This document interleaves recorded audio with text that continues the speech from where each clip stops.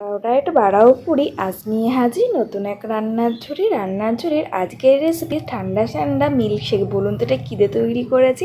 হ্যাঁ বন্ধুরা, এটা তৈরি করেছি বেদানা দিয়ে। আর এর টেস্টটার থেকে কিন্তু লুকটা দারুণ ছিল, মানে কালারটা কি এত সুন্দর। আমি তো জানতামই না যে এটাকে দুধ দিয়ে গ্রাইন্ড করলে এত সুন্দর একটা পার্পেল কালার আসবে। চলুন আপনারাও কিন্তু এটা বাড়িতে ট্রাই করে অবশ্যই দেখতে পারেন।